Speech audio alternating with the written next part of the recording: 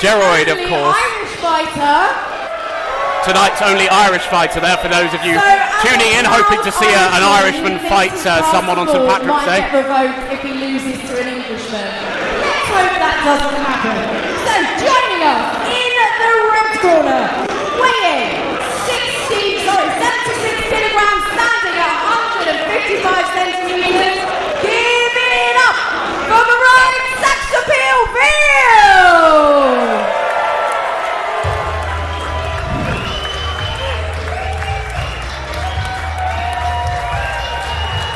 Here comes sex appeal! Allegedly.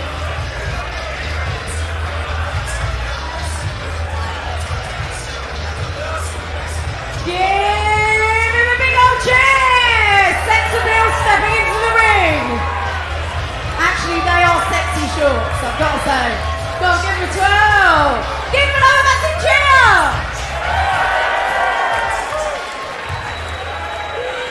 So, joining him in the ring, we have someone who's had many, many jobs.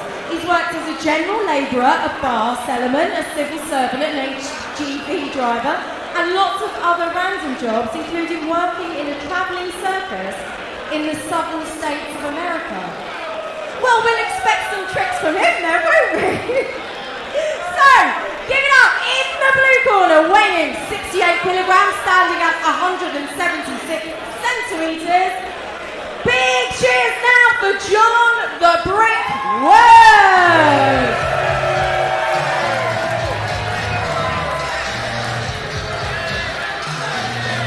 Here he is!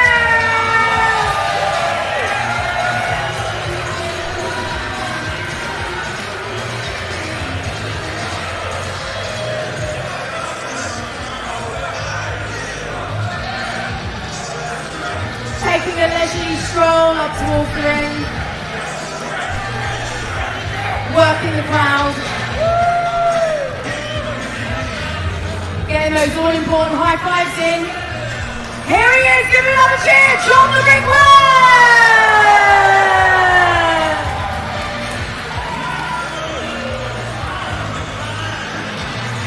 Oh. Okay! I think this is going to be a good fight. I think this is going to be fun. And enjoy your second bout of chessboxing. See you later. So 2D chess boxers on the scene here, Gearoid, Veale and John the Brick Word.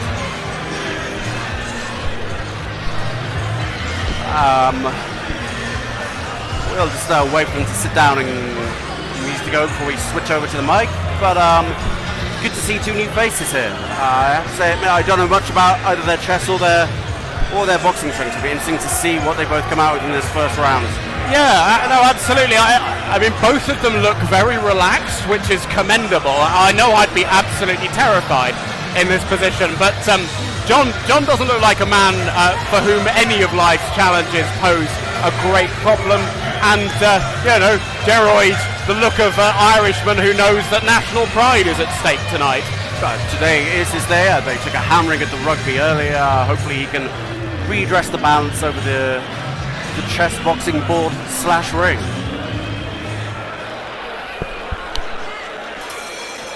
And we're off. Over to Matt. Over to Matt indeed. So, pawn to e4, solid start from John, seizing territory in the centre, and pawn to c5 by sex appeal. That's the Sicilian defence, a nice sort of combative reply, which seeks an asymmetrical pawn structure from which he can play for a win from the off. Who doesn't like an asymmetrical pawn structure? No, long been a fan of the Sicilian myself, and no, a good start from both sides, albeit John has blocked in his light squared bishop next to the king, and he's going to have to work out a long-term plan for where that goes. And again, at the beginning here, a reminder of what we're wanting to do is get pieces out, control the centre, maybe get the king to safety, because the king's not going to be best placed in the centre. No, absolutely right, and that's what John has done. He's castled his king into safety, he's activated his rook so that later on it can play a bigger part in the game. So, no, good stuff from both these guys. Don't know a huge amount about them as chess players, but they seem to know their way around the board. Again, it's all about kind of really just developing, trying to build a strategy for the game. And we haven't really had any contact between the two sides yet. Another manoeuvring game in impossible. Another manoeuvring game, yes, albeit... Oh, queen to d2. So generally in chess, it's a good idea to get your knights, bishops, and rooks into play before committing your queen. So the queen is now in front of the dark squared bishop, and so okay, he's moved his bishop onto that sort of long diagonal, but it's now blocked in by black's c-pawn, which he moved on the first go. So I'm starting to think that black is seizing a positional advantage. His pieces are on good flexible squares. I think white has unnecessarily weakened his dark squares on the queen side, and yeah, fundamentally I think black is going to have an easier time coming up with a plan. Quite an aggressive move there, John, pushing his pawn in front of his king. What's his intention with this? Well, the idea is to throw all of the kingside pawns up the board, menace the black king, and ultimately deliver checkmate, even if he has to lose a few pieces on the way, because in chess, if you lose pieces but checkmate your opponent, then that's okay. I think white is going to have to move his kingside knight so that the f-pawn, which is diagonally to the left of the king, can move forward and join the attack. It'll take a while to get that plan, and in the meantime, sex appeal can definitely go in with his head. No, definitely. I mean, I think both sides, perhaps sort of struggling with nerves or not as experienced as Tim and Matt were in the previous fight, are not coming up with plans quite as fluidly. But Gearoid has come up with a good move there. B5, seizing the initiative on the queen side, and now threatening to fork the bishop and knight, and that's the bell. That he's not really able to pass judgment. Okay, looks like we're about ready to restart now. But it looks as if it's continued okay now, and we can progress. I'd be interested to hear what the first minute and a half or so entail, like what that means as far as a point scoring decision is concerned. It's fine. Gearoid probably landed a few good counters there, but he's certainly been in it. Okay. So certainly not one-way traffic. It's even slowing down a little bit. Maybe had the rhythm upset by that. Yeah, slightly bizarre occurrence in the first round.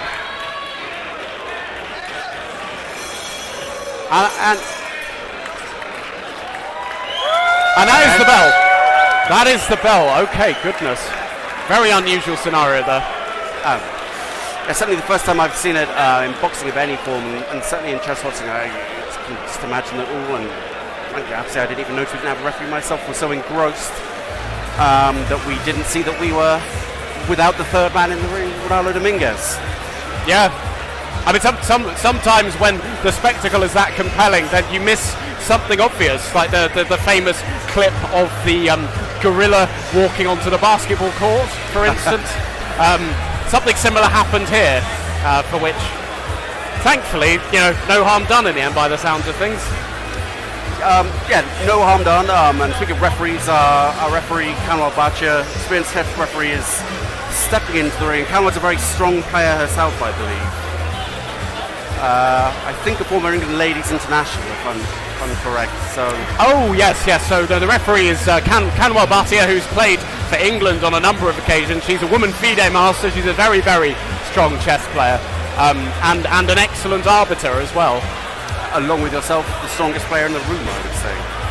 Oh yes, no, perhaps.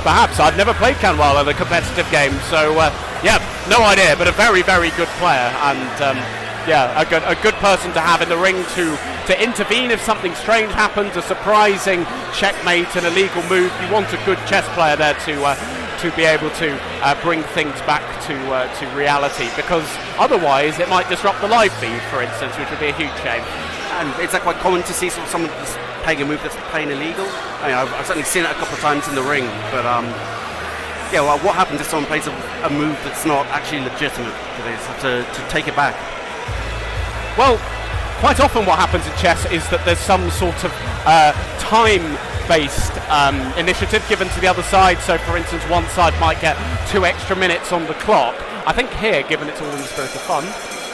And we are back to the chess. Gearoid Black had the last move, John the brick to move with white. He needs to be careful to avoid a forking here. Yep, absolutely. With Black's last move, pawn to b5. Oh my goodness, pawn to b4. And Black has won a piece. He's won a piece for a pawn. This could be decisive. And this is what we said when we were talking about a forking. So that pawn that he's just moved is attacking both the bishop and the knight. A pawn is worth less than both of those, so he's going to win some material here. Yes, although John has gamely initiated an attack of his own, attacking the knight, but Black with a very, very nice move, moving the knight back into safety, and the fork remains. Because the bishop is attacked and because the knight is attacked, White can't prevent one of them from being taken. Bishops and knights are both worth 3 points, as I'm sure you all know, and a pawn is worth 1. So yeah, a significant shift.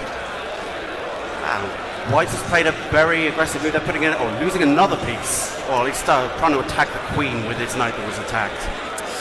Yeah, so he gets the knight out of the way, and with what is called tempo for the Italian speakers there, I will not translate, but he could have won a pawn. He could have won a pawn by capturing on b4 or allowing his knight to be captured with the bishop on b. Oh, and John has lost another piece. Oh dear, oh no, this isn't good. This isn't good indeed. Black with a very, very key advantage now. He's 2 pieces up, which, as mentioned before, it's not like football or tennis or even cricket, if you're of that ilk, where you go behind and you can to regain the initiative. In chess, once you go behind on material, that's it. The pieces aren't coming back on the board in any hurry. I think what you're saying there, Matt, is that John has not been taking care of his bits properly. And is there any prospect of coming back from this? I think John's only hope is to launch a big kingside attack and hope that he checkmates Black. But he's lost a pawn now, and we've got another fork. We've got another fork on the board, only this time it's with the bishop. The bishop is attacking the knight on h4 and the queen on c1, and once again he can't defend both. And yeah, I can't see White coming back from this. It's all about the boxing for White. White is going to have to, well, literally deliver a knockout blow. And the queen attacked here, so the queen is worth, you were saying the knight and the bishop are worth the equivalent of 3 pawns. The queen is, and he's left his queen hanging. Yeah, so the knight's worth 3 pawns, and the queen is worth 9, as my good colleague mentioned. So really, if you want to lose 1, and here it has to be the knight. But okay, so transmission error there. He's played pawn to f4. It's a good move because he's getting a piece into the game, or a pawn into the game, from which he can leverage an attack. But as I said, really it's all about the boxing here. I think White is in dire straits, and that's the bell. So John the Brick Wood is going to have to come right out the blocks. And furthermore, looking at the clock, you can see that John is down to his last, 44 seconds. So as well as positionally being behind, he's really on the verge of running out of time in the next chess round. Yeah, I think he probably has to win this round. He has to win at this round of the boxing. Is there any way apart from knocking his opponent out, Chris? I mean, from what I saw in the last round, he's certainly a very game fighter, was looking to land the bigger shots with the right hand, although not really connecting with them. Gearoid was quite adept at slipping those shots, and I imagine knowing that he's on the verge of victory in the chess will mean that he's not going to be taking any risks here in the boxing. Really, it's a case of use that foot movement and make sure you're not a sitting target and just stay out of trouble. Yeah, so a good day to be Irish.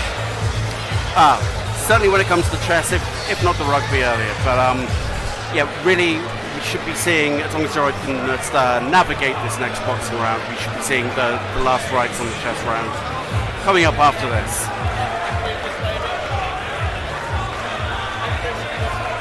Chris, let me budge up slightly.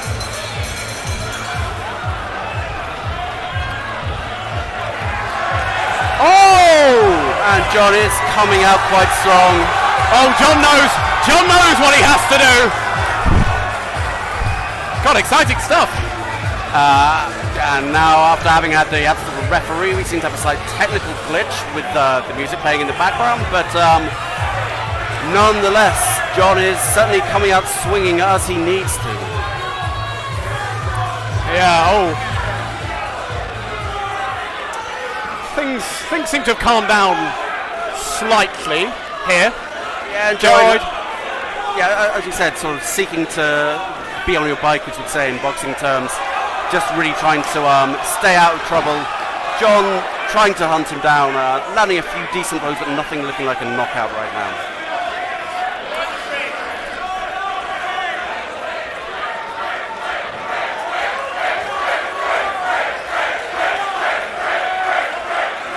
And some chance for John here, the brick. The crowd certainly want to see him pull off a shock defeat, and he really is making the effort. You can see he's trying to let that right hand go. Yeah, I mean, this is a very, very encouraging first chess boxing fight from John the Brick Wood. I mean, he's really, really embraced the spirit of the thing, and like his tactics in this round seem to be spot on. Yeah, really a very thoughtful approach to it, as you would expect from clearly a decent chess player as well, as we saw from his playing those 2 rounds. Yeah, no, absolutely. I think ultimately it's come down to experience. He's made a few kind of critical errors in the chess, and it looks like that will be his undoing unless something changes in the boxing very soon. Yeah, really down to the last few seconds now for the boxing. I think John has certainly come out with some credit. He's tried to do what he has to here in this round, getting caught with a counter there. Still not coming forward. When the chess loss happens, as it almost certainly will, he's certainly not disgraced himself there. And good to see a nod of acknowledgement, a touch of gloves between the 2 fighters there. John looks quite frankly shattered after that effort, I have to say. And who can blame him? It may sound ridiculous, but I'll say it anyway. Chess can be quite an exhausting game. It requires a lot of concentration, and the fact that it's you up against another person, it's your ego against theirs, it can be a very exhausting game from that perspective too. And does physical fitness play a role in chess these days? I mean, we often tend to think of them as maybe not the finest specimens when you think of top-level chess players, but do some of them train quite hard, physically? Yeah, absolutely right. Yeah, a lot of the top chess players really look after their physical health these days. Magnus Carlsen is very physically fit, and Vladimir Kramnik goes lots of walks, as does Anand, etc. They all know that stamina is a critical part of playing at the top level for these marginal gains, and as a result, they take their physical fitness into big account. Yeah, so it really can be quite draining, just sitting down and using all that brain power, and the tension kind of inevitably will make you quite tired. Yeah. So,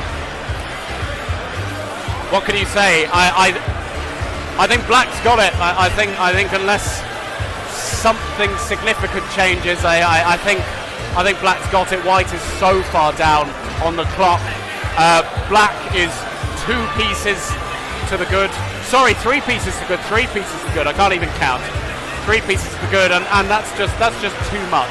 If White had a bit of an attack, then that would be different. But yeah, his pieces are just not positioned well enough.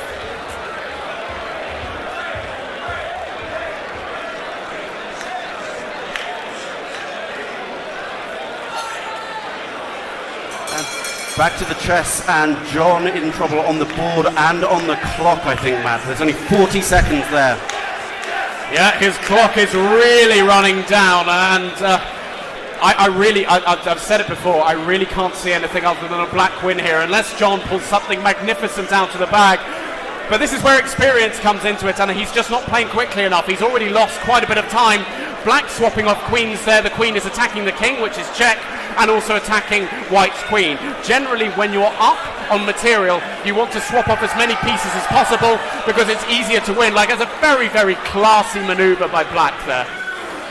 John nearly down to the last 10 seconds. The countdown about to be in 10, 9, 8, 7, 6, 4. Oh, G6 immediately. That's a really good move. And 1-0. Is that the clock? Camwell's intervening. That's it. That's John. it. It's a win. I think we've won. I think we've got a winner. I think it's a win for the Irish on St. Patrick's Day. Oh, you've got to love that. Sorry. And John losing on time there. Although it's fair to say, well, we'll hand back over to our MC to announce the winner, and then we can pick over the bones of that one later. But the expected round. Let's get in the ring. Wait, I'm coming. And the winner, Veale! I give him an extra big cheer because it's St. Patrick's Day and he's a resident Irishman. He won't have to go home in shame. across the boxing and the chess. Wow, I held my breath more than once, I can tell you. Woo! Got a bit spicy. So, we are giving you a lovely 15-minute break to go and rehydrate yourself, go and make some friends, and then come back for some more chess boxing. Sound good? And for those of you watching at home, you can recommend this stream, which is via Twitch. How can they get access to this stream, Chris?